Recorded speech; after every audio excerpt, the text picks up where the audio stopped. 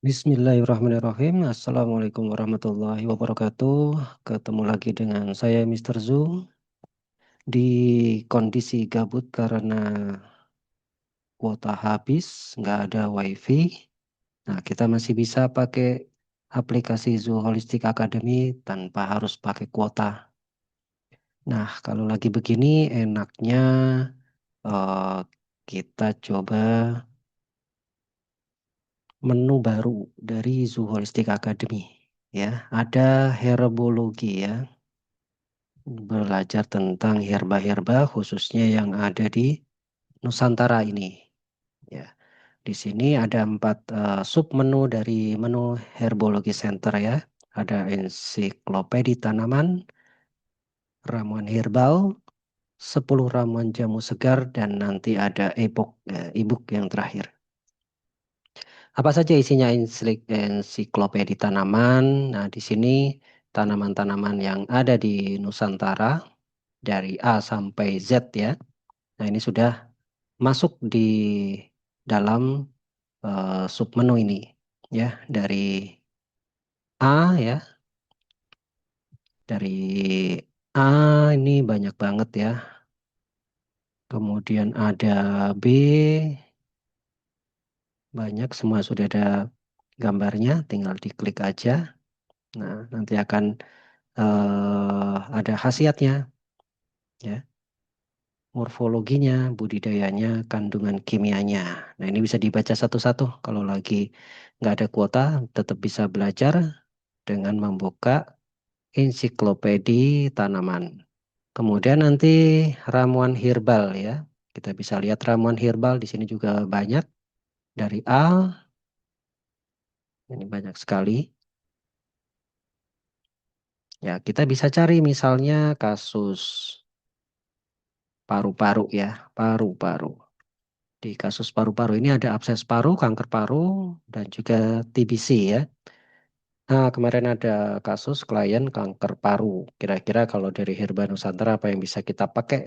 Kita coba klik ya. Nah, di sini sudah ada deskripsinya apa aja kanker paru itu, penyebabnya, gejala-gejalanya, perawatan, pencegahan, dan resepnya. Nah, ini pakai resep Herba-Herba Nusantara ya. Di sini misalnya ada beberapa resep, satu, dua, ya ada dua.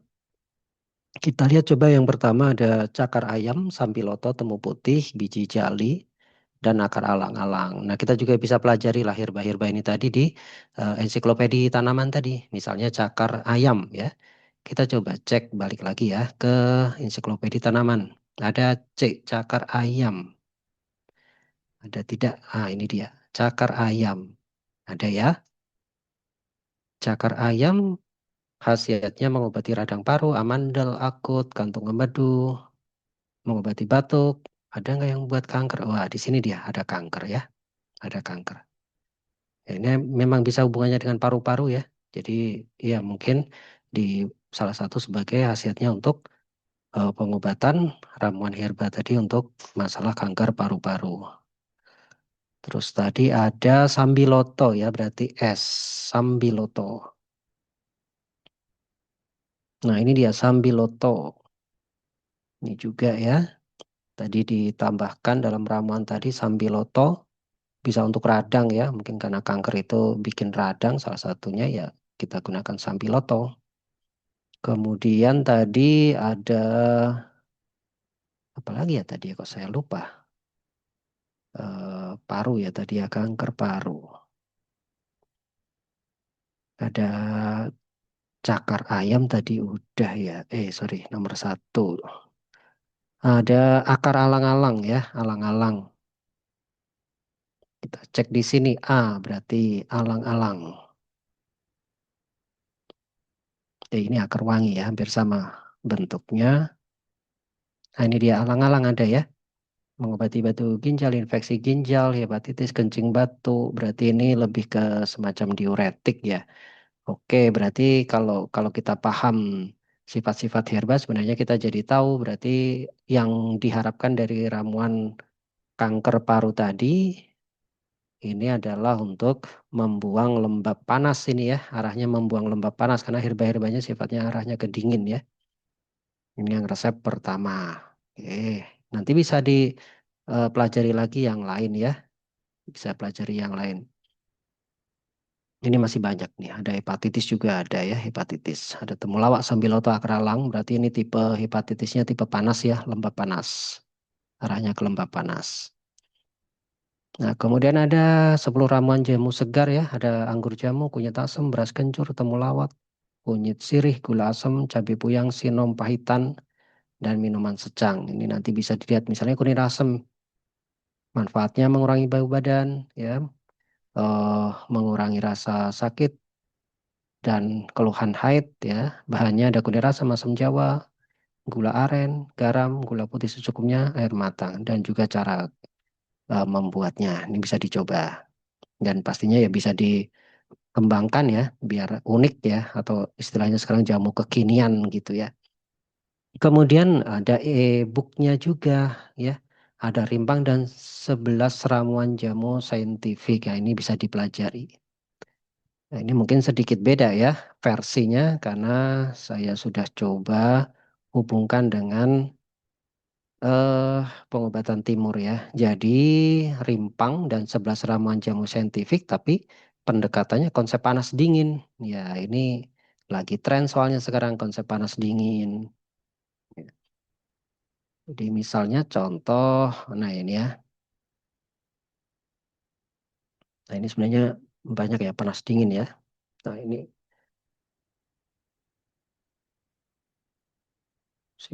contohnya di sini nih rimpang jahe. Ya, sifatnya hangat dan panas ya. Untuk yang ini macamnya ada yang segar, ada yang kering ya. Jadi sudah sedikit berbeda. Untuk yang segar itu hangat pedas. Tapi kalau yang sudah kering panas dan pedas. Meridian yang dituju ada kalau jahe segar paru limpa lambung ya masih sama. Tapi kalau yang jahe kering nanti bisa sampai ke jantung. Tapi tentu saja ini harus menyesuaikan sikon ya karena kita pakai pendekatan panas dingin ya. Ada fungsi-fungsinya ya dengan pendekatan timur ya. Jadi tidak hanya menghafalkan formulasi. Terus kalau yang saintifiknya bagaimana? Kita coba lihat ya. Di sini ada kasus, ini kasus kasus gangguan kencing manis ya, gangguan kencing manis. Nah, gangguan kencing manisnya juga dijelaskan ada dalam konsep pandangan timur juga ya.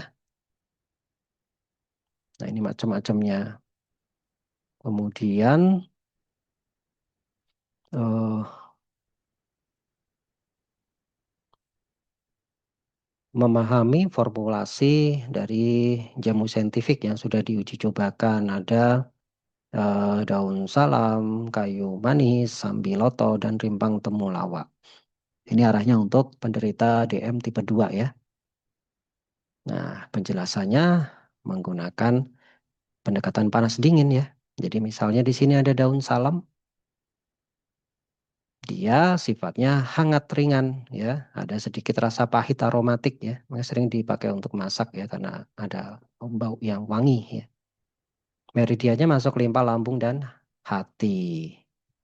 Kontraindikasinya karena dia sifatnya ada hangat tadi ya, maka hati-hati pada pola penyakit yang di sini tadi arahnya ke diabetes ya, diabetes tipe panas harus hati-hati atau panas internal ya. Itu.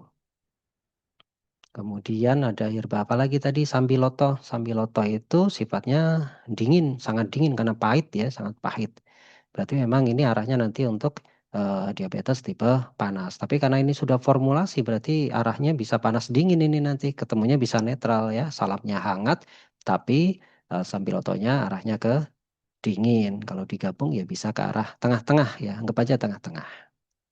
Kayu manis ya, kayu manis ini juga pedas manis ya. Kemudian apalagi tadi ya? Satu lagi. Oke, kurang lebih seperti itulah ya. Kemudian ada nutrisi, ilmu nutrisi dasar 1, 2, 3. Ya, ilmu nutrisi.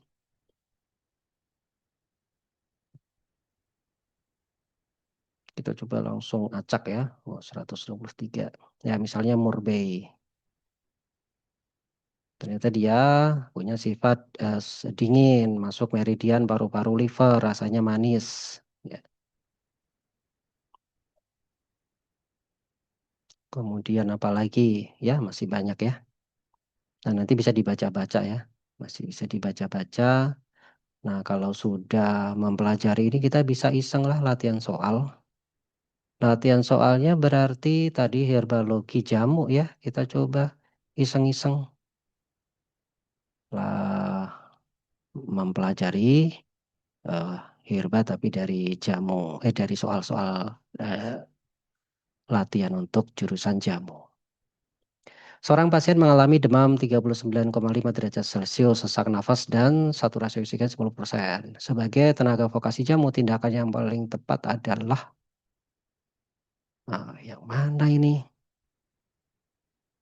Memberikan sambiloto, memberikan maniran, segera merujuk pasien, memberikan kunyit. Oh, kalau sudah tinggi mah, biar nggak ada apa-apa langsung rujuk aja ya. Oh, benar.